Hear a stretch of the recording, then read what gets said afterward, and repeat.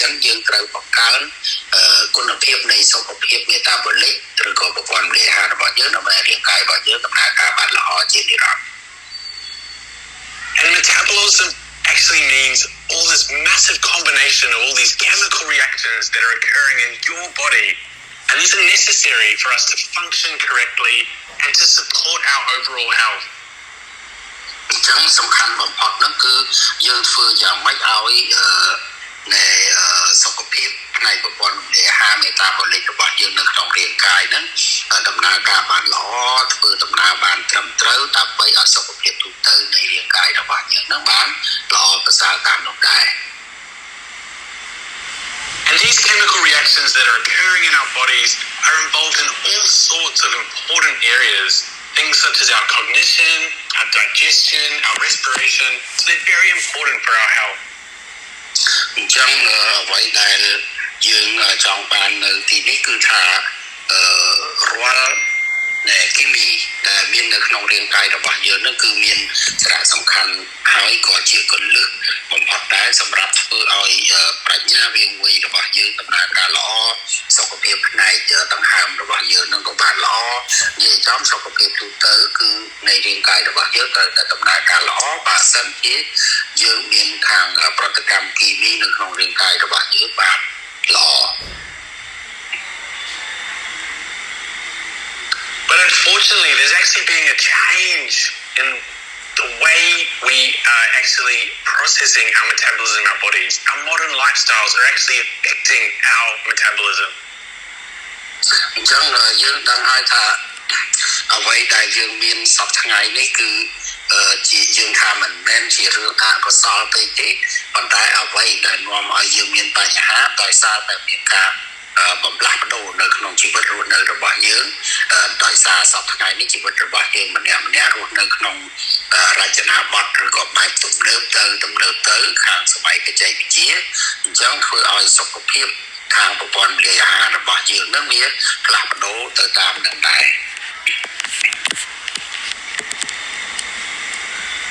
And we're actually in this current perfect storm where all of these poor lifestyle factors are actually affecting our metabolism, and we're in this relationship where it's now the biggest risk to our health globally. អញ្ចឹងអ្វីដែលយើងពិនិត្យឃើញនៅទីនេះគឺប្រៀបដូចជាថាព្យុះដ៏ល្អឥតខ្ចោះនៃរាងកាយរបស់យើងដែលវាផ្លាស់ប្ដូរឬក៏ប្រែប្រួលទៅតាមរចនាបថឬក៏របៀបរស់នៅសម័យទំនើបរបស់យើងដែលអាចបើមានការផ្លាស់ប្ដូរទៅវាអាចល្អបំផុតសម្រាប់សុខភាពពន្ធលេហារាងកាយរបស់យើងឬក៏វាអាចជាអវិជ្ជមានបើសិនជាដំណើរការនៃការប្រើប្រាស់ជីវិតសម័យទំនើបរបស់យើងនឹងមិននាំឲ្យមានប្រព័ន្ធលេហាផ្នែកវិតាមីនហ្នឹងអត់បានល្អ But metabolic health is not only a problem in the United States, it is actually becoming a global problem, and poor metabolic health is spreading throughout the world. ចឹងឥឡូវយើងក៏គួរតែចងចាំដែរថាសុខភាពមេតាបូលិកដែលចុះខ្សោយមិនមែនតែកើតមាននៅក្នុងសហរដ្ឋអាមេរិកទេប៉ុន្តែវាជារឿងសកលបានន័យថាទូទាំងពិភពលោកទាំងអស់តែកំពុងតែប៉ះពាល់ធ្វើឲ្យមនុស្សជាច្រើនដូចថាមានការប៉ះពាល់ឬក៏ចុះខ្សោយនៅប្រព័ន្ធរំលាយអាហាររបស់ខ្លួនរៀងៗខ្លួន But what is actually causing this? And there are a range of issues such as processed foods, medications, lack of sleep, little to no exercise in our more modern environment. យើងដឹងហើយថាតើស្អីគេដែលយើងហៅថាបញ្ហាដែលកើតមានសម្រាប់មនុស្សយើងគ្រប់គ្នាសពថ្ងៃគឺនៅក្នុងនឹងមូលហេតុដើមរបស់វាអាចមកពីចំណីអាហារដែលយើងញ៉ាំចុកចូលទៅក្នុងខ្លួនវាមិនត្រឹមត្រូវយើងប្រើថ្នាំឬក៏ឱសថនានាដើម្បីព្យាបាលជំងឺផ្សេងទៅវានាំឲ្យមានបញ្ហាយើងរសាប់រសល់គេមិនលក់បោកមិនលហើយឬក៏យើងមិនបានធ្វើលំហាត់ប្រាណឲ្យបានត្រឹមត្រូវឬក៏ទៀងទាត់ជាដើមឡើយ But the real problem now is that we're consuming a large amount of highly processed, sugar-dense foods. អញ្ចឹងអ្វីដែលធំបំផុតនៅពេលនេះមកដល់បច្ចុប្បន្ននេះគឺជាបញ្ហាដែលកើតឡើងពិតប្រាកដយើងមើលឃើញគឺអាហារទាំងហ្នឹងដូចនៅក្នុងរូបភាពអញ្ចឹងវាសម្បូរទៅដោយជាតិថែមខ្លាំងពេក And when we consume these very sugar heavy foods, we're not giving our body enough time to really lower our insulin levels because we have this constant intake of simple carbohydrates. ចឹងយើងដឹងហើយថាអ្វីដែលយើងមានជាបញ្ហានៅទីនេះគឺកាលណាតែយើងញ៉ាំអាហារសម្បូរទៅដោយជាតិស្ករច្រើនពេកទៅវាធ្វើឲ្យរាងកាយរបស់យើងនឹងធ្វើអ្វីអត់ទាន់ទេបានន័យថាมันមានពេលវេលាគ្រប់គ្រាន់ដើម្បីផលិតជាតិអាំងស៊ូលីនដែលនាំជាតិស្ករនឹងយកទៅចោលឬក៏យកទៅប្រើប្រាស់ឲ្យបានត្រឹមត្រូវអញ្ចឹងយើងក៏កើតមានបញ្ហាទៅតាមនោះ And because of this constant elevated level of insulin in our body, we're actually essentially shutting off our body's ability to use alternative energy sources such as the stored fat that we have, and this makes us metabolically inflexible. អញ្ចឹងដោយសារតែយើងធ្វើឲ្យរាងកាយរបស់យើងនោះមិនមានពេលគ្រប់គ្រាន់ដើម្បីផលិតជាតិអាំងស៊ូលីននឹងដើម្បីនាំយកអ្វីដែលជាការសំណល់ក៏ដូចជាសំណល់ក៏ដូចជាជាតិស្ករចេញពីធម្មពលរបស់យើង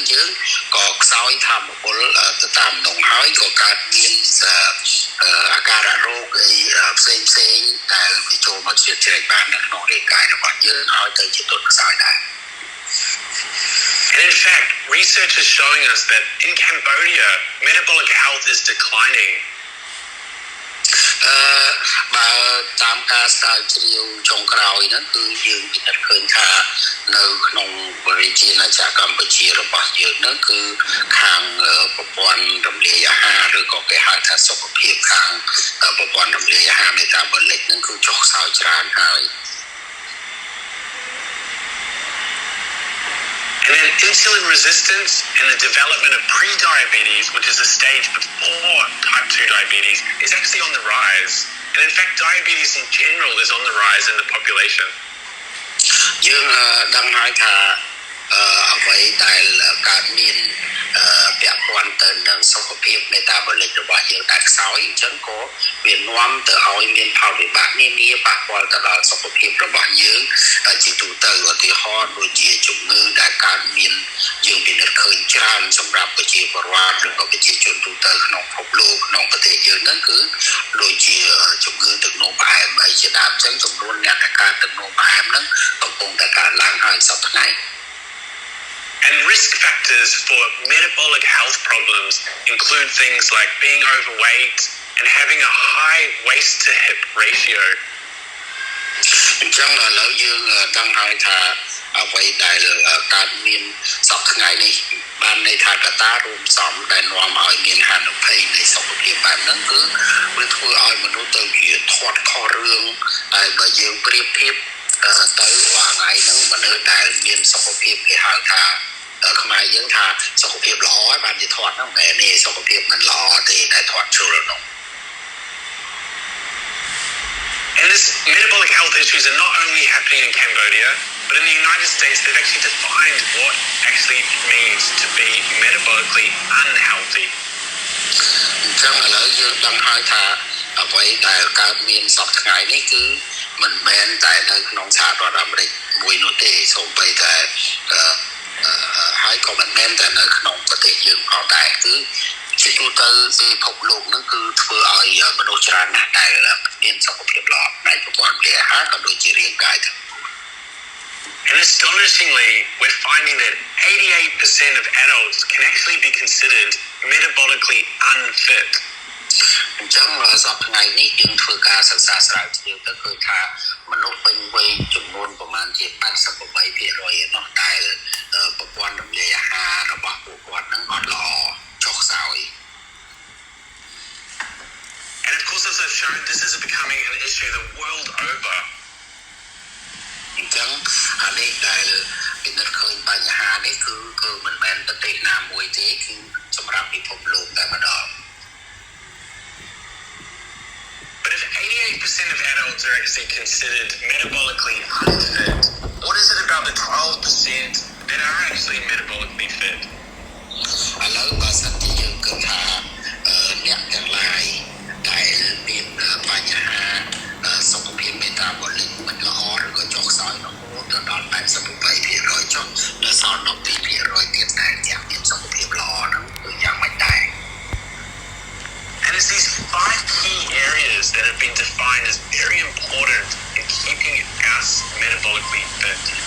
អញ្ចឹងនៅក្នុងហ្នឹងគឺយើងពិនិត្យឃើញថាមានកត្តាសំខាន់ចំនួន5ដែលចាំបាច់បំផុតដែលយើងអាចដឹងបានហើយដែលអាចជួយឲ្យដឹងថាតើ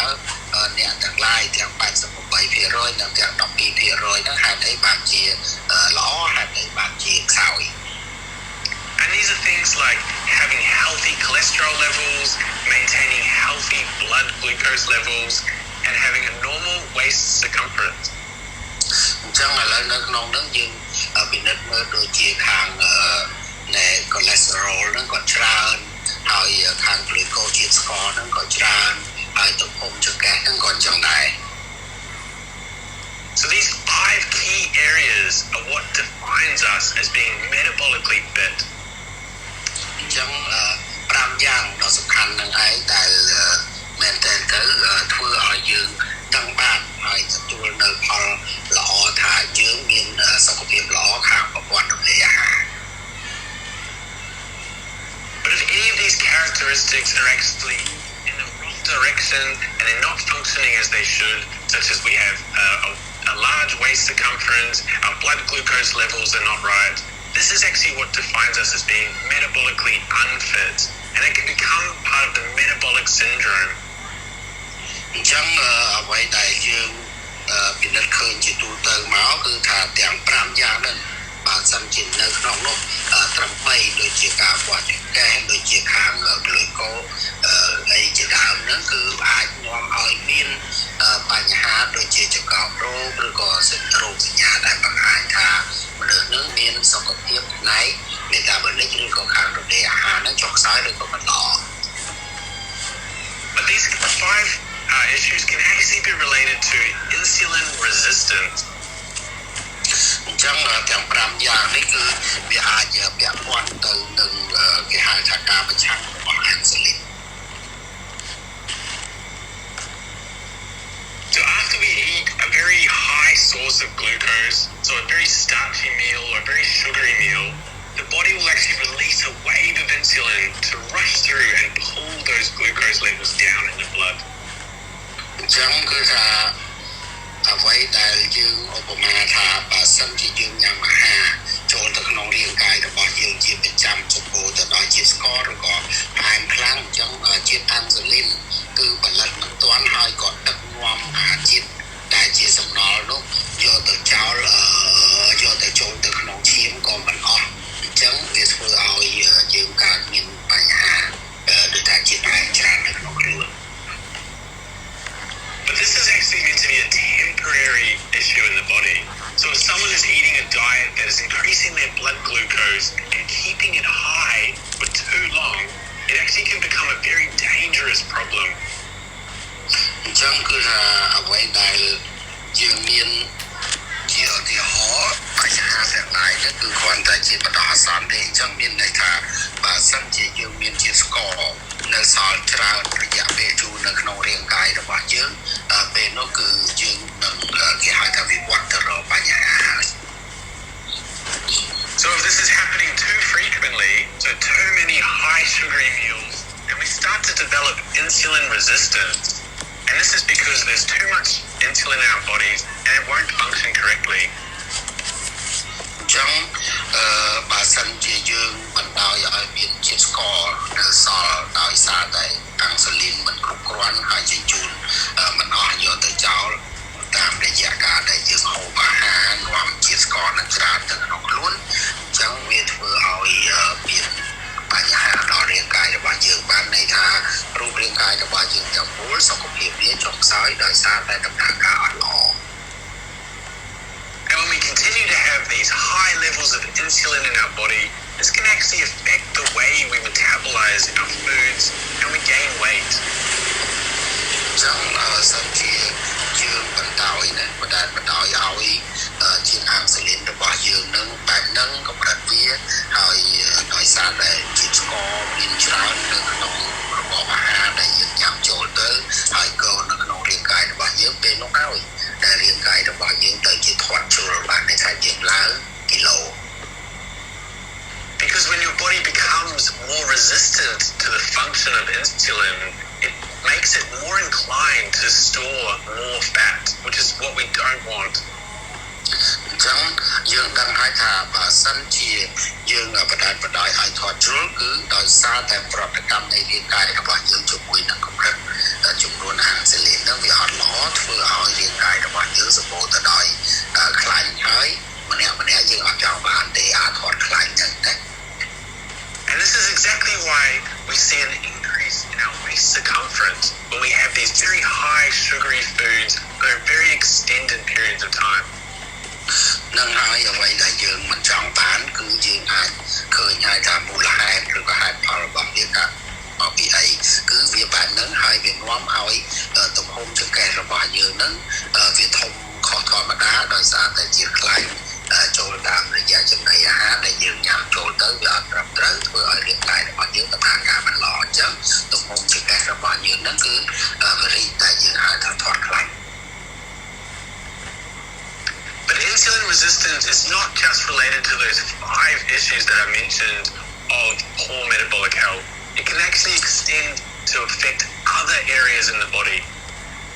អញ្ចឹងអ្វីដែលខ្ញុំលើកឡើងថាបញ្ហាសំខាន់ទាំង5ហ្នឹងគឺមិនមែនតែប៉ុណ្ណឹងទេនិយាយមែនតើទៅគឺ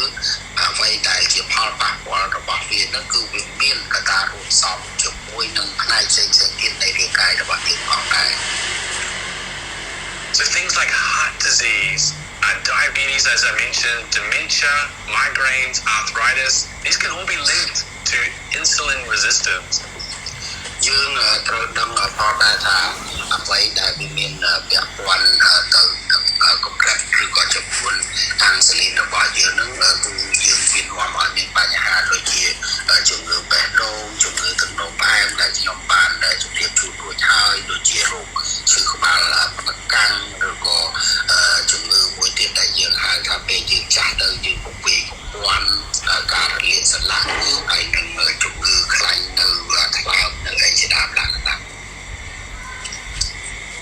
So maintaining good metabolic health is one of the most important things you can do to improve your overall health and well-being. ចឹងអ្វីដែលយើងចង់បាននៅពេលនេះគឺយើងធ្វើយ៉ាងម៉េចដើម្បីរក្សា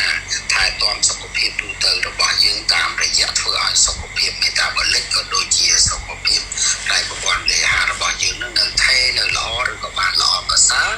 ដែលទៅនាំឲ្យសុខភាពទូទៅនៃរាងកាយរបស់យើងបានល្អប្រសើរហើយកាលណាសុខភាពទូទៅនៃរាងកាយរបស់យើងបានល្អប្រសើរនោះយើងហៅថាសុខភាពរបស់យើងក៏មានតាមនោះដែរ So what are some of the solutions to this problem of poor metabolic health that we can really use to help assist with lowering some of these risk factors that I talked about? So there's 5 key risk factors. អញ្ចឹងឥឡូវដូចខ្ញុំបានលើកឡើងពីខាងដើមរួចហើយគឺថាយើងត្រូវតែមានកាលណាយើងមានបញ្ហាយើងត្រូវតែមានដំណោះស្រាយអញ្ចឹងដំណោះស្រាយដែលយើងលើកឡើងគឺជាកត្តាហានិភ័យដែលមានពាក់ព័ន្ធទាំង5ដោយខ្ញុំបានលើកឡើងពីខាងដើមរួចហើយនោះគឺអាចជាក្នុងចំណោមដំណោះស្រាយនាំឲ្យយើងមានសុខភាពខាងប្រព័ន្ធលេហារបស់យើងបានល្អប្រសើរ So in Unicity, we actually talk a lot about these 3 health pillars. And firstly, we need to control carbohydrates. អញ្ចឹងយើងអ្វីដែលយើងតិចែងនៅក្នុងដែល Unicity របស់យើងនោះគឺយើងត្រូវធ្វើយ៉ាងម៉េចឲ្យមានលក្ខណៈល្អប្រសើរគឺមានសសរស្តម្ភចំនួន3សសរស្តម្ភយើងដឹងហើយគឺវាមានសារៈសំខាន់ខ្លាំងណាស់ចំនួន3ដែលយើងត្រូវទប់ស្កាត់ឬក៏គ្រប់គ្រងបារាំងអង់គ្លេសយើងហៅថាយើង control នៅក្នុងក្រុមហ៊ុនរបស់យើង control ជាស្ករជាផ្អែមនៅក្នុងរាងកាយរបស់យើងនោះឲ្យបានក្នុងជំនាញទី1 Unimate is about choosing foods that are not high in those very simple sugars. ចឹងអ្វីដែលយើងចង់បានការគ្រប់គ្រងជាតិស្ករឬក៏ជាតិផ្អែមហ្នឹងគឺតាមរយៈយើងធ្វើយ៉ាងម៉េចអាហារដែលយើងត្រូវញ៉ាំចូលទៅក្នុងខ្លួនហ្នឹងធ្វើយ៉ាងណាកុំឲ្យមានជាតិស្ករខ្លាំងលើសពីចំនួនដែលរាងកាយយើងអាចត្រូវការ And secondly, we talk about fueling with fat because fat has little to no effect on the insulin levels, so it's a great source of energy for the body as well without raising those insulin levels and giving your body a time to get away from fueling from carbohydrate. ចឹងចំណុចទី2គឺយើងចង់និយាយអំពីគេហៅថាដុតកម្លាំងខ្លាញ់ឬក៏ដុតរំលាយខ្លាញ់គឺយើងធ្វើយ៉ាងម៉េចកុំឲ្យជាតិខ្លាញ់នៅក្នុងរាងកាយរបស់យើងនឹងមានច្រើនតាមរយៈអីតាមរយៈយើងធ្វើយ៉ាងណាឲ្យរាងកាយរបស់យើងមានពេលវេលាគ្រប់គ្រាន់សម្រាប់រំលាយអាហារឬក៏យើងហៅថាដុតជាតិខ្លាញ់នឹងកុំឲ្យវាខ្ពស់លើសពីតម្រូវការនៃរាងកាយរបស់យើងដើម្បីឲ្យមានសុខភាពល្អ And of course we talk about prioritizing protein because we need to make sure that we consume a large amount of high quality protein and this really helps to fuel our bodies and maintain our lean muscle mass. ចឹងឥឡូវអ្វីដែលយើងចង់បានហ្នឹងគឺទីចំណុចទី3គឺយើងនិយាយអំពីយើងកំណត់អាទិភាពទៅដល់ប្រូតេអ៊ីនចឹងយើងធ្វើយ៉ាងម៉េចឲ្យកម្រិតប្រូតេអ៊ីនរបស់យើងហ្នឹងខ្ពស់សមល្មមដែលអាចមានថាមពលគ្រប់គ្រាន់យកទៅដុតរំលាយជាតិខ្លាញ់សម្ដៅធ្វើឲ្យរូបរាងកាយមានសាច់ដុំមានសាច់ឈាមសមរម្យនៅក្នុងរាងកាយតាមដែលសុខភាពរាងកាយរបស់យើងនឹងត្រូវការ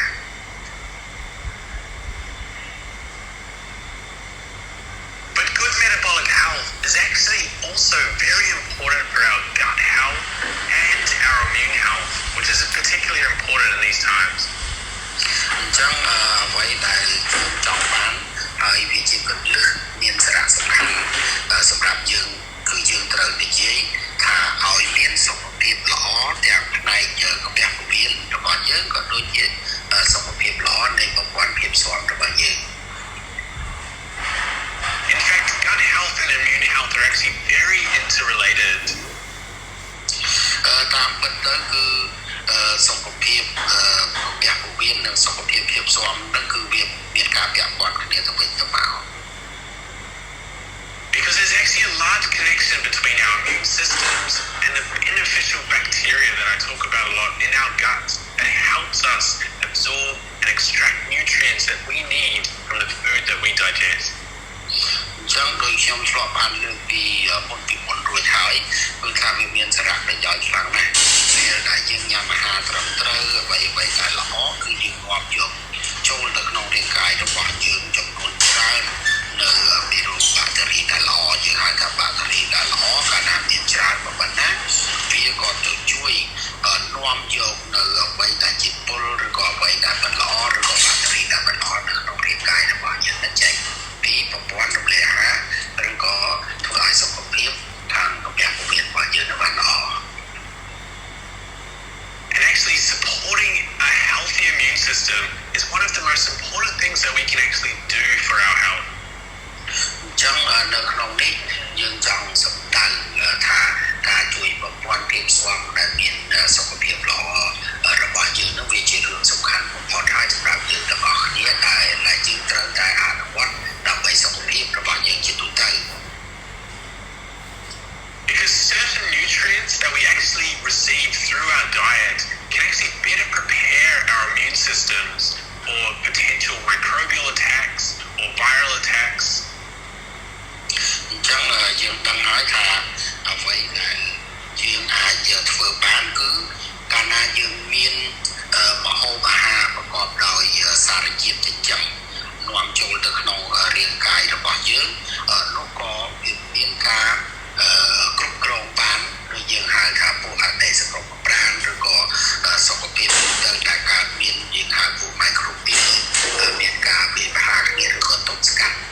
គ្នាដែលថាល្អទៅកម្ចាត់អាមិនល្អចេញពីរាងកាយរបស់យើង And these nutrients that we obtain from our diet can actually lower these sugar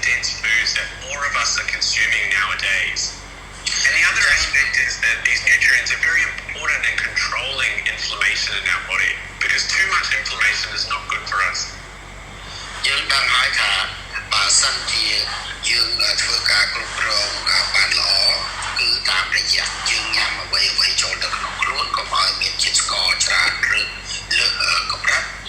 គឺយើងញ៉ាំប្រចាំថ្ងៃប្រចាំពេលហ្នឹងឲ្យបានល្អអញ្ចឹងវាមានន័យថាយើងគ្រប់គ្រងចំនួនជាតិស្ករចូលទៅក្នុងរាងកាយរបស់យើងបានល្អដើម្បីបង្ការ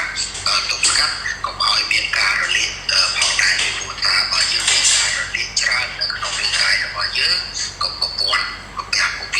ឬក៏អីស្ដាប់ដាក់ហ្នឹងគឺវាជារឿងមិនល្អទេសម្រាប់មុខងាររាងកាយរបស់យើង And this is why the healthy immune system is so connected to good nutrition because we have to have that adequate and appropriate nutrition to make sure all of these immune cells are functioning correctly. ចឹងនៅក្នុងនេះយើងឃើញហើយគឺថាប្រព័ន្ធភាពស្វមរបស់យើងដែលមានសុខភាពល្អវាមានការតំណាក់តំណងគ្នាទៅវិញទៅមកជាមួយនឹងផ្នែកអាហារូបត្ថម្ភចឹងបើទាំងពីរហ្នឹងប្រព័ន្ធទាំងពីរហ្នឹងមានការតំណាក់តំណងគ្នាល្អនៅក្នុងរាងកាយរបស់យើងបានន័យថាយើងមានពេលវេលាគ្រប់គ្រាន់យើងមានអាហារប្រកបដោយសារធាតុចិញ្ចឹមគ្រប់គ្រាន់ហើយធ្វើឲ្យកោសិកាដែ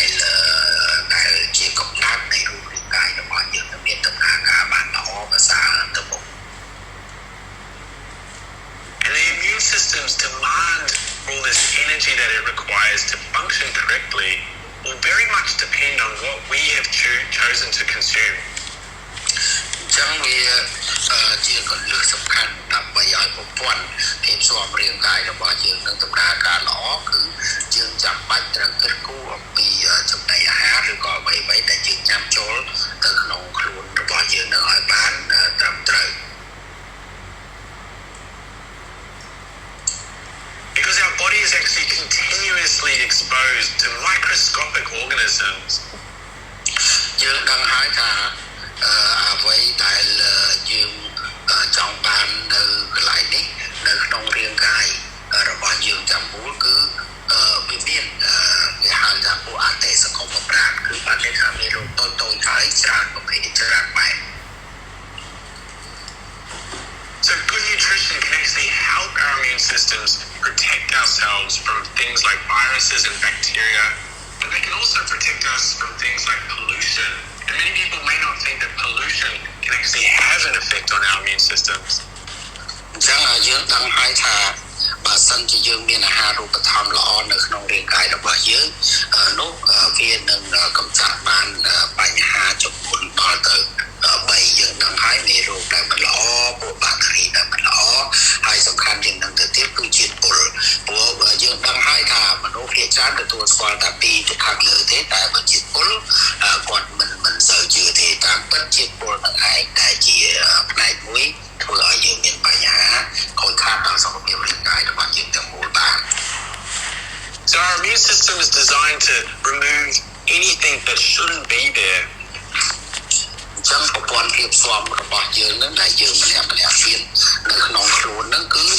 ដើម្បីកម្ចាត់ចោលឬក៏ដកចេញនៅអ្វីដែលអាចមិនល្អសម្រាប់រាងកាយរបស់យើង And the other important aspect of metabolic health that I mentioned is often healthy cholesterol levels. And fiber can actually help to improve the cholesterol ratios in your body, helping you to maintain healthy cholesterol levels. ហើយមួយទៀតសំខាន់តែពាក់ព័ន្ធទៅនឹងសុខភាព metabolic របស់យើងហ្នឹងគឺកម្រិត cholesterol យើងធ្វើការប្រៀបធៀបឬក៏ថែទាំរក្សាយ៉ាងម៉េចឲ្យកម្រិត cholesterol នៅក្នុងខ្លួនរបស់យើងហ្នឹងចុះឬក៏សមល្មមនឹងអ្វីដែលរាងកាយរបស់យើងត្រូវការប្រើប្រាស់បាន So this is another important nutritious aspect that can help your metabolic health. អញ្ចឹងនៅក្នុងនេះគឺជាអ្វីដែលអាចនាំឲ្យសុខភាព metabolic របស់យើងទាំងមូលនឹងបានល្អប្រសើរ And fiber from our diet can actually help to lower cholesterol absorption while also supporting the growth of that beneficial bacteria that I talked about that really helps to boost our immune systems. ដូចយើងបានលើកកន្លងមកហើយគឺថាជាតិសរសៃឬក៏អាហារដែលមានជាតិសរសៃស្មើនឹងថា fiber នេះ បើមាននៅក្នុងអាហាររបស់យើងនៅក្នុងរបបអាហារដែលយើងញ៉ាំប្រចាំពេលប្រចាំថ្ងៃវាសម្បូរទៅដោយបាក់តេរីល្អដូចខ្ញុំបានលើករួចមកហើយនោះវានឹងធ្វើឲ្យកម្រិតនៃអ្វីដែលយើងត្រូវការសម្រាប់រក្សាថែទាំឲ្យសុខភាពផ្នែកព័ត៌មានអាហាររបស់យើងបានល្អទៅមុខទៀតបាទ And as I mentioned, fiber can actually function as a prebiotic. So this is actually something that is an indigestible food substance that can really increase the growth of beneficial gut bacteria. អញ្ចឹងយើងឃើញហើយថាអ្វីដែលយើងត្រូវការចាំបាច់នោះគឺដូចជានៅក្នុងសារៈសំខាន់ដែលយើងហៅថាពួក prebiotic ពួក prebiotic នេះគឺវាមានសារធាតុច្រើនល្អនៅក្នុងចំណីអាហាររបស់យើងហើយវាធ្វើឲ្យកើនឡើងនៅចំនួនបាក់តេរីល្អក្នុងកាពះរបស់យើងនាំឲ្យយើងមានសុខភាពល្អ And the reason this is beneficial for us for them to break down these dietary fibers is they actually produce these chemical compounds that are very important for our cells. And these actually help to do things like lower the synthesis of cholesterol in our bodies, help to regulate fat storage. So they're very important for our health as well. អញ្ចឹងយើងដឹងដែរថាអ្វីដែលយើងត្រូវការចាំបាច់សម្រាប់រាងកាយរបស់យើងធ្វើយ៉ាងណាឲ្យរាងកាយរបស់យើងមានប្រយោជន៍ធ្វើយ៉ាងណាឲ្យជាតិ cholesterol របស់យើងនៅក្នុងខ្លួននឹងចុះថយឬក៏យើងរក្សាឲ្យបានន័យថាកម្រិតរបស់វាយើងតម្រូវវាឲ្យល្អទៅតាមរាងកាយរបស់យើងប្រើបានត្រឹមត្រូវចឹងយើង regulate វាយើងតម្រូវវាធ្វើយ៉ាងម៉េចឲ្យអាចសុខភាពរបស់យើងទៅមុននៃរាងកាយនឹងបានល្អប្រសើរមិនឲ្យមានអ្វីលើសមិនឲ្យមានអ្វីខ្វះ And this is why we see benefits not just in the gut from consuming these dietary fibers. And this is why gut health and immune health is so interconnected because of these important nutrients that we're deriving from the breakdown of these foods. អញ្ចឹងយើងដឹងហើយអំពីគុណប្រយោជន៍នៃសារធាតុម្ហូបអាហារចិញ្ចឹមរាងកាយរបស់យើងទាំងមូលដែលវាអាចជួយកាត់បន្ថយអ្វីដែលយើងមិនត្រូវការអញ្ចឹងនិយាយសរុបមកសុខភាពកាពះពោះវៀនក៏ដូចជាសុខភាពខាងប្រព័ន្ធភាពស៊ាំគឺត្រូវធ្វើដំណើរការស្របគ្នាហើយឲ្យល្អដូចគ្នា And Unicity has a great range of products to really support your metabolic health goals. អញ្ចឹងយើងដឹងហើយថា Unicity គឺជាក្រុមហ៊ុនដែលមានផលិតផលល្អសម្រាប់ធ្វើឲ្យជីវិតរស់នៅរបស់យើងម្នាក់ៗហ្នឹងបានល្អប្រសើរយើងកាលណាជីវិតរបស់យើងបានល្អប្រសើរគឺយើងឈានទៅដល់គោលដៅនៃជីវិតរបស់យើងម្នាក់ៗហើយ Each of Unicity's products have very important benefits that have been tailored to your different goals and that help you in reaching your ideal health. អ្វីដែលយើងមាននៅក្នុង Unicity របស់យើងហ្នឹងគឺមានសារៈសំខាន់ណាស់សុទ្ធតែមានផលិតផលល្អមានប្រយោជន៍នៅក្នុង Unicity ដើម្បីឲ្យយើងសម្រេចបានគោលដៅនៅក្នុងឆាកជីវិតរបស់យើងម្នាក់ៗដែលគោលដៅទាំងនោះសរុបមកគឺសុខភាពដ៏ឧត្តមឧត្តមសម្រាប់ជីវិតយើងល្អប្រសើរនោះឯង And one of those is Bios lifeS, which is actually a revolutionary fat-burning product. យើងដឹងហើយថាអ្វីដែលយើងមាននៅក្នុងនេះគឺយើងហៅថា Bios lifeS គឺល្អមួយគឺត្រង់ថាវាអាចទៅដុតរំលាយជាតិខ្លាញ់បាននៅក្នុងខ្លួនយើង And it contains this important proprietary blend of dietary fibers. And that I mentioned is so important and has such an important aspect of helping to manage weight. យើងដឹងថានៅក្នុងហ្នឹងអ្វីដែលវាសំខាន់ជាទីបំផុតនោះគឺវាជាយើងហៅថាផលិតផលជាតិសរសៃ fiber នៅក្នុងចំណីអាហារដែលយើងត្រូវញ៉ាំក៏ដូចជាក្នុងផលិតផលដែលយើងមានសម្រាប់អូបចុកហើយវានាំទៅរកការថែទាំរាងកាយរបស់យើងគឺមិនឲ្យគីឡូរបស់យើងនឹងឡើងបានថាយើងមិនអាចធ្វើបានទេ supports your body regulate the amount of fat it stores by reducing the glycemic index of foods. So that is the spike of glucose you get in the blood after you consume a very carbohydrate heavy meal. អញ្ចឹងនៅក្នុងនេះដែលយើងហៅថា BioLife នេះគឺវាជួយមែនទែនវាជួយកាត់បន្ថយការផ្ទុកជាតិខ្លាញ់នៅក្នុងខ្លួនរបស់យើងគឺវាធ្វើយ៉ាងម៉េចដូចជាវាទៅតម្រូវធ្វើយ៉ាងណាឲ្យកម្រិតជាតិស្ករឬក៏ជាតិផ្អែមរបស់យើងតាំងពីអាហារមានជាតិសរសៃអីនៅក្នុងខ្លួនរបស់យើងហ្នឹងបានល្អប្រសើរអញ្ចឹងជារួមគឺវាកាត់បន្ថយដូចជាសន្ទុះយើងហៅថាពួកនៃ glycemic ដែលមាននៅក្នុងអាហាររបស់យើងហូបប្រចាំពេលប្រចាំថ្ងៃនោះឯង So Bios lifeS will help to reduce the amount of glucose in your blood. So you want this nice tapered off release of glucose, not a heavy glucose spike. អញ្ចឹងយើងដឹងហើយដូចនិយាយមកអញ្ចឹងគឺថាជាតិស្ករឬក៏ជាតិផ្អែម glucose នៅក្នុងខ្លួនរបស់យើងហ្នឹងគឺ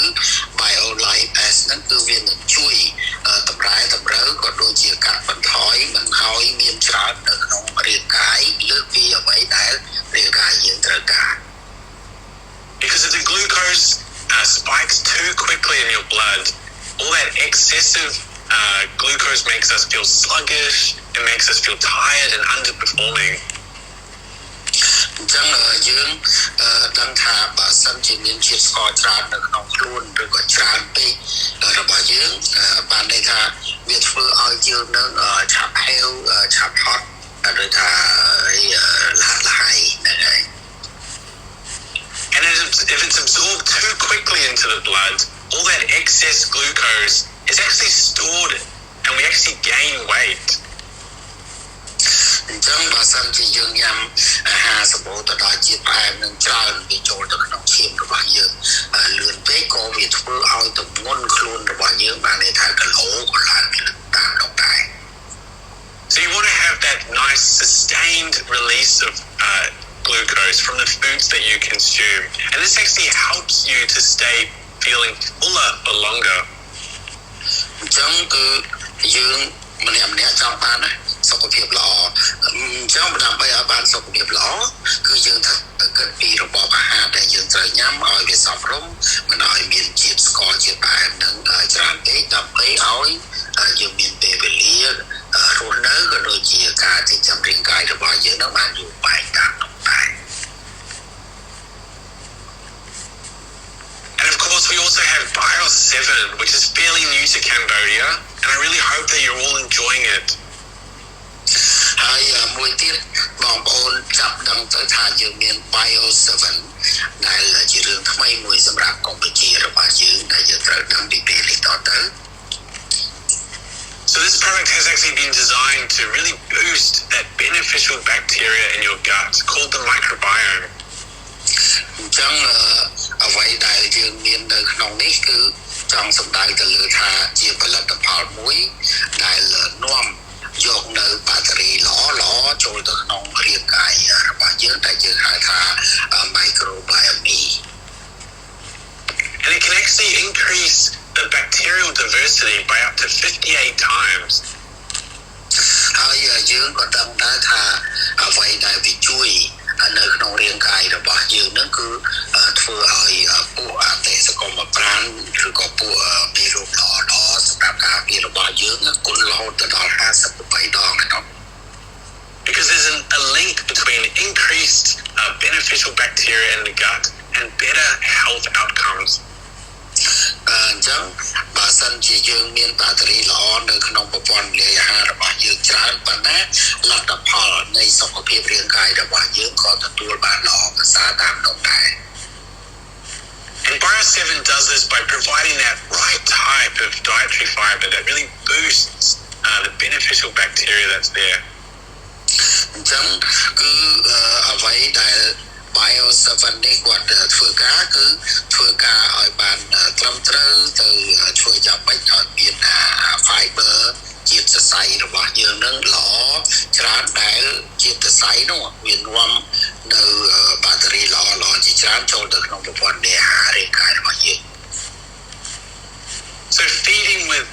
BIOS 7 actually helps your microbiome to really adapt and be more better at adapting to changes, if you like, to supporting your immune system and your metabolic health. អញ្ចឹងយើងត្រូវដឹងថាការលើកកម្ពស់សុខភាពពីតាមរយៈមីក្រូបាយមីហ្នឹងគឺវាធ្វើបែបបានន័យថាមីក្រូបាយមីវាផ្លាស់ប្ដូរហើយវាអាចបង្កើននូវសមត្ថភាពរបស់ខ្លួនរបស់យើងវាជួយគ្រប់គ្រងវាជួយគ្រប់គ្រងប្រព័ន្ធមេតាបូលិករបស់យើងក៏ដូចជាប្រព័ន្ធការពាររាងកាយរបស់យើងទាំងមូលដែលយើងនិយាយឲ្យខ្លីទៅ So it gives that boost to beneficial bacteria that helps it to produce those important compounds that I mentioned that we can only derive from very important dietary fiber. អញ្ចឹងយើងសំខាន់បំផុតដូចខ្ញុំបានលើកឡើងញឹកញាប់ពីខាងដើមរួចមកហើយគឺសារៈសំខាន់គឺយើងនិយាយអំពីអាហារដែលមានជាតិស័យមានប្រយោជន៍ធ្វើឲ្យបាក់តេរីល្អមានច្រើនអញ្ចឹងធ្វើឲ្យសុខភាពប្រព័ន្ធលេអាហាររបស់យើងក៏ដូចជាសុខភាពរាងកាយទូទៅរបស់យើងបានល្អប្រសើរទៅតាមហ្នឹង But we've also shown from a study that was conducted at the University of Sydney that we can, with BIOS 7, actually reduce markers for excessive glucose in the body. យើងមានការសិក្សាស្រាវជ្រាវមួយដោយសាកលវិទ្យាល័យ Sydney អំពីការកាត់បន្ថយបានលឿននៅជាតិស្ករក្នុងខ្លួនឬក៏ក៏ដូចជាចំណីអាហាររបស់យើងដែលតាមរយៈយើងហៅថាជាតិស្ករនៅក្នុងឈាម So BIOS 7 could actually reduce the markers of excessive glucose in the body and also markers that put you at a higher risk of developing pre-diabetes. អញ្ចឹងអ្វីដែលយើងចង់បាននៅកន្លែងនេះគឺចង់សម្ដៅទៅលើគេហៅអ្នកការជំងឺទឹកនោមផ្អែមមានហានិភ័យខ្លាំងណាស់បានន័យថាអាចមានគ្រោះថ្នាក់ច្រើនអញ្ចឹង BIOS 7 នេះគឺគាត់ជួយធ្វើឲ្យតម្រូវនៅជាតិស្ករជាតិផ្អែមនៅក្នុងឈាមរបស់យើងដែលអាចជួយដល់កាត់បន្ថយបានអ្នកដែលត្រូវដោយថាទូទុនទៅរកវិវត្តទៅកើតទឹកនោមផ្អែមគឺអាចកាត់បន្ថយឬក៏អាចទប់ស្កាត់បានទៅវិញល្អ And this is what makes BIOS 7 so good in being a supplement for reducing those fasting blood glucose levels. អញ្ចឹងយើងត្រូវចងចាំថា BIOS 7 នេះមុខងាររបស់វាល្អមែនទែនគឺវានឹងជួយធ្វើឲ្យកម្រិតជាតិស្ករជាតិផ្អែមនៅក្នុងខ្លួនរបស់យើងនឹងនៅត្រឹមត្រូវល្អតាមតែរាងកាយរបស់យើងនឹងត្រូវការមិនឲ្យលើសទេ But BIOS 7 also contains these very important plant nutrients called polyphenols. នៅក្នុងនេះយើងក៏ត្រូវដឹងផលដែរទៅថាយើងមាននៅក្នុង BIOS 7 ហ្នឹងគឺវាមានជាតិគេហៅថា polyphenol and these further enhance the ability of beneficial bacteria to thrive in your gut, which is very important for your gut and immune health. អញ្ចឹងយើងដឹងហើយពីខាងដើមគឺថាសុខភាពប្រព័ន្ធភាពស៊ាំរបស់យើងហើយនឹងសុខភាពខាងប្រព័ន្ធរំលាយអាហារក៏ដូចជាកាពះពោះវៀនរបស់យើងនឹងសំខាន់ណាស់ And BIOS 7 actually contains 4 sources of these very important plant polyphenols. អញ្ចឹងយើងត្រូវដឹងថានៅក្នុង BIOS 7 នេះគឺជាប្រភពដែលហៅថាពហុប្រភពបានន័យថាប្រភពច្រើនដែលមាននៅឯ polyphenol But this formula also contains very important vitamins and minerals which really help to boost your cellular function and maintain a healthy immune system. អញ្ចឹងគឺ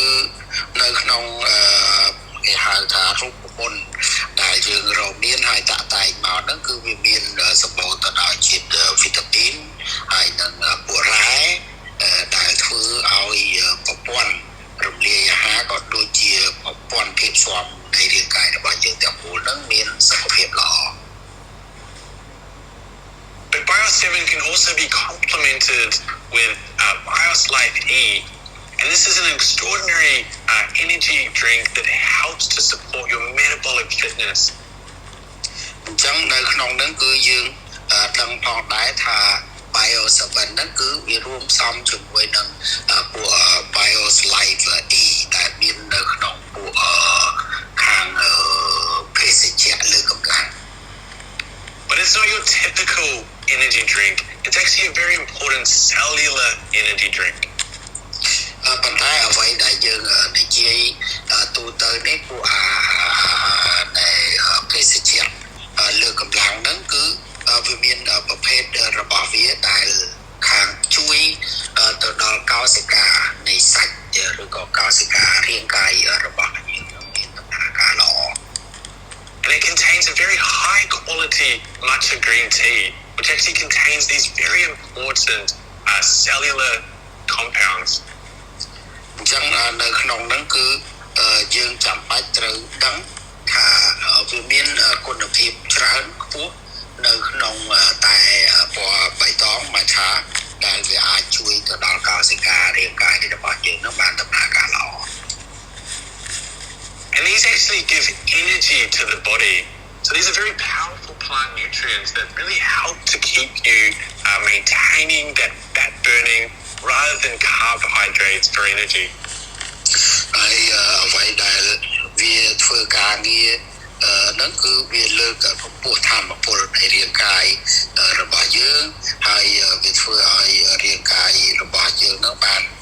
ដំណើរការល្អសំខាន់បំផុតហ្នឹងគឺវាមានគេហៅថាជាអាហារប្រកបដោយសារធាតុចិញ្ចឹមហើយនឹងធ្វើឲ្យរំលាយឬក៏ដុតកំទេចចោលជាតិខ្លាញ់ដែលលើសពីតម្រូវការរបស់យើង But it's also packed with B vitamins. So of course we all know a lot about B vitamins, and these are all very important to maintain and support our cellular energy and function. And we have to obtain many of these from the diet. ហើយអ្វីដែលយើងមានបន្ថែមទៀតនោះគឺយើងមានពួកវីតាមីន B យើងដឹងហើយវីតាមីន B ឬក៏វីតាមីន B នេះគឺនឹងជួយឲ្យកោសិកាសាច់រាងកាយរបស់យើងនឹងមានដំណើរការល្អហើយអានឹងវាកើតឡើងដោយសារអីគឺវាចូលទៅតាមរបបអាហារដែលយើងហូបចុកប្រចាំពេលប្រចាំថ្ងៃនោះឯង So coupled with these important B vitamins and this high quality matcha tea, it also contains this L-theanine, and this is a really important molecule because it actually helps you to feel more relaxed and better focused, and this is what makes it an exceptional energy drink. អញ្ចឹងអ្វីដែលយើងមាននៅក្នុងនេះគឺខ្ញុំចង់ជម្រាបជូនបងប្អូនថា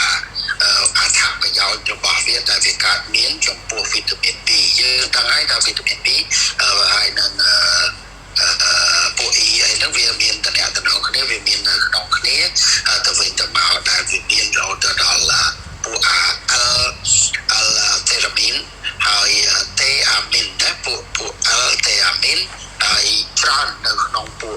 ស្អីគេហៅថាភេសជ្ជៈលើកម្លាំង And when you actually feel more relaxed, you will actually feel less stressed. And when you're less stressed, you can be more focused, and it helps you to perform in your day-to-day tasks. អញ្ចឹងវាជួយច្រើនវាជួយធ្វើឲ្យអារម្មណ៍របស់យើងរាងកាយរបស់យើងបានធូរស្រាលនៅក្នុងជីវិតរស់នៅប្រចាំថ្ងៃ So this actually helps to improve your cognitive function and helps you maintain metabolic health by helping to maintain your focus. អញ្ចឹងអ្វីដែលវាជួយយើងគឺជួយទៅដល់ខាងបញ្ញាស្មារតីរបស់យើងតាមរយៈសុខភាពមេតាបូលិកហ្នឹងបានល្អធ្វើឲ្យយើងធ្វើអ្វីមួយមានការផ្ដោតអារម្មណ៍បានល្អ And another amazing product from Unicity that really helps with metabolic health and cognition is Unimate. យើងដឹងហើយគឺថាអ្វីដែលយើងមានគេហៅថា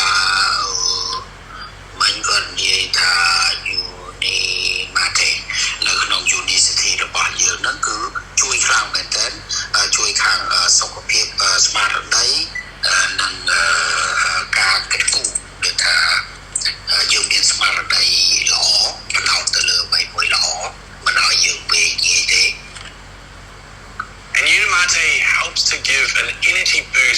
both your body and your mind.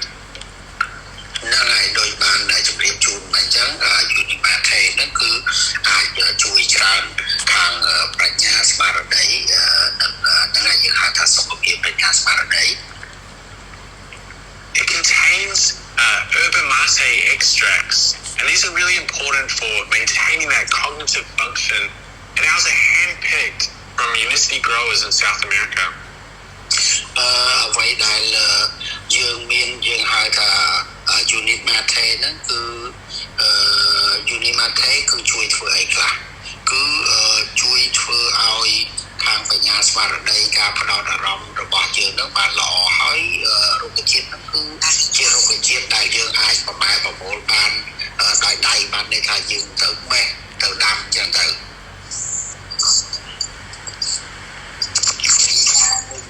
And it contains important naturally occurring compounds such as chlorogenic acids and theobromine. នៅក្នុងនេះគឺយើងមានរួមដូចជាពួកអាស៊ីត chlorogenic ដូចជាពួក theobromine ជាដើម It also contains powerful antioxidants. ហើយនៅក្នុងហ្នឹងក៏វាមានពួក antioxidant ផងដែរ antioxidant And Unimate will help fend off cravings and help you to be re-energized between meals. យើងដឹងហើយថាអ្វីដែលពួក Unimate ជួយធ្វើហ្នឹងគឺវាជួយធ្វើឲ្យយើងដូចថាអ្នកដែលអស់កម្លាំងឬអីមួយចឹងទៅវាកើនធម៌ពលកើនកម្លាំងវិញក្នុងពេលដែលយើងហូបអាហារពីអាហារមួយពេលទៅមួយពេល And yerba mate, although it contains naturally occurring caffeine, it's not artificially added like some energy drinks that will give you that rapid high followed by a big slump. នៅក្នុងនេះយើងក៏ត្រូវចងចាំផងដែរគឺដំណើរការរបស់វានៅក្នុងនោះគឺវាមានពួកកាហ្វេអ៊ីនហើយមិនមែនតែមួយមុខនឹងទេវាមានច្រើនមុខលាយគ្នាតែនាំឲ្យសុខភាពរបស់យើងផ្នែកការយល់ដឹងការចងចាំការអីហ្នឹងបានល្អប្រសើរ So it will give you this natural release of caffeine, which will increase your alertness, help with blood flow, and helps to maintain that focus due to adequate blood flow to the brain and reducing fatigue. អញ្ចឹងអ្វីដែលយើងវាធ្វើណាដែលចង់និយាយថាវាអាចជួយបានជាលក្ខណៈធម្មជាតិតែម្ដងគឺវាជួយឲ្យយើងដូចថាមានការយល់ដឹងមិនភ្លេចភ្លាំងធ្វើឲ្យចរាចរណ៍ឈាមលំហូរឈាមរបស់យើងនឹងបានដំណើរការល្អជាពិសេសពីបេះដូងទៅខួរក្បាលហើយធ្វើឲ្យការដែលហៅលហាត់លហៃឬក៏ហប់នឿយរបស់យើងនឹងមិនសូវមាន But it also contains these important chlorogenic acids. And as I've mentioned with the caffeine, chlorogenic acid is actually another very important compound that helps with cognitive function. ដោយខ្ញុំបានលើកឡើងរួចមកហើយនៅក្នុងនោះវាមានពួក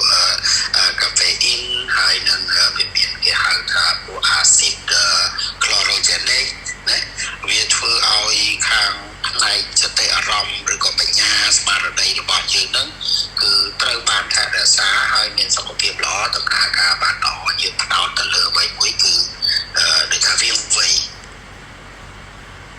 And chlorogenic acid also has antioxidant properties and anti-inflammatory properties. So this is very beneficial for our immune systems as well. នៅក្នុងនឹងខ្ញុំបានលើកម្ដងរួចមកហើយគឺ